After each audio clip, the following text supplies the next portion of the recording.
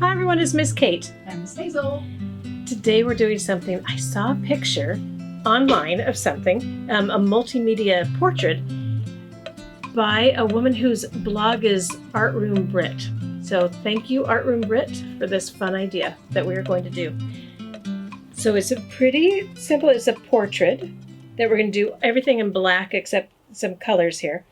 But I'm going to tell you how we started. So I started using a canvas board, but you, again, like most things, you could do this on cardboard if you had it. We just have a lot of these, so I'm using this. And then Mod Podge. But if you don't have Mod Podge, you've got some glue, just mix some glue with water and it'll work the same way. And then I took an old magazine. This was from my brother Tom. It's an art magazine. And a songbook. I took all the pages out. I bought this for my nephew Zachary, and then I didn't realize how bad it was at a library book sale, and they're falling apart, so we're using them as art.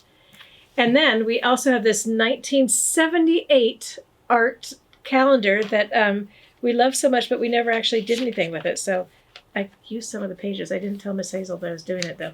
So you're just collecting some paper? Could they come from an old book or any kind Oh, yeah, they could come from anything. Paper? Yeah, just so then I cut them up into different rectangles and squares, and then to Mod Podge them on. So that was the first step, was getting all the papers. And then if you haven't used Mod Podge or you haven't done it for a while, remember you put it down first, put a nice thick layer down first, and then I kind of used the sponge a while ago, so it's a little bit dried out. And then you put the piece of paper right on top of it, and then put another layer of Mod Podge over that. And then you're going to let that all dry after you've covered the whole thing. You'll do the whole thing, and you're going to let this dry, and I'm going to show you what's going to happen next. So I'm going to move these out of the way because we don't need them right now. I'll take out the one that I did already, putting this lid on so nothing bad happens. Okay. So now this page is all done. It's all dry, ready to go. And now we're going to talk about the portrait part of it. So I want you to feel your head. What kind of shape is your head? Basically, heads are like an upside down egg. So if you kind of think of it that way, that's what you want to do. Did you say it was an egg head? No, I said our heads are upside down eggs, most of the time. Oh. Because they're a little bit thinner down here, but a little bit wider up here for our brains.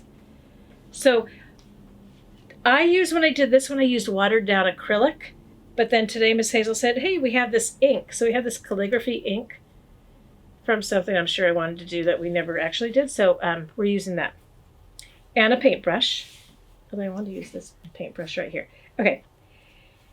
So I'm going to tell you something. Tip paintbrush? It's a small tip paint. Yeah, you want a smallish one because I think that's going to be easier for your lines. We're just going for it. You can draw with pencil if you're more comfortable, but I'm actually just going to draw with my ink. So I'm going to start here at the bottom, thinking of what my oval might look like. I'm going to just do this. I'm going to go a little bit back over it just to make sure it's all good. So it's not perfect, but it looks ovalish, right? Good. Yeah. And then now we're going to look at our eyes. Where are our eyes? Are they up at the top of our head? No, they're kind of in the middle. So we want to think about our eyes in the middle of our head, of our face. And then I'm just painting with this ink again, or paint, eye shapes like this. And now we're going to think about where our mouths are. Our mouths are just a little bit up from our chins. So remember, a mouth has I'm doing this line in here from when your lips are closed. A mouth has a top lip and a bottom lip. Like this. Now our nose is somewhere in the middle. So I'm going to show you what I did because it's easier for me if I do this. I'm doing this upside down, so hopefully I'm going to get this right. But I'm going to start with my eyebrow, and I'm going to go down and a little bit over like this. So here's my nose, and I'll draw another eyebrow here. Did that work out right? Yeah. And then I'm going to add in my eyeballs, which I will paint later when it's all dry. So I'm looking straight out at you. Now here comes, and then now we're going to think about our necks. So a lot of times when we see portraits, the necks are just straight down, but that would be really hard for our head. So really they kind of slant out towards our shoulders. So we're going to think about that Again, I'm doing this upside down. We're going to take the brush and go down and a little bit out. And there's your neck out into your shoulders. And then this part's fun. I would like you to think about your hair. So where's your hair? It comes out from all over your head. So it's like if I feel this, I can see that my hair is coming out of the middle of my head. Not really just from here. It's coming out from all over the place. So I'm going to think about that. Now, some of you may have bangs. You could add bangs in if you wanted to. My hair is just sort of, well, you don't see it down very often, but my hair is just sort of like crazy messy a lot of times. So I'm going to do that with my hair. I'm going to just think about what my hair looks like. And a little bit curly. Yeah, so I'm going to think about, and I'm doing this upside down, so I'm not really sure how this looks, but. It doesn't have to be perfect, does it? No, because you're really just thinking about what you sort of look like there. And I would not recommend holding it up like this when you're painting in case your paint drips and then you're frustrated. So here we go. So here's my whole portrait of me. This is a me picture. I'm going to put that aside and let it dry.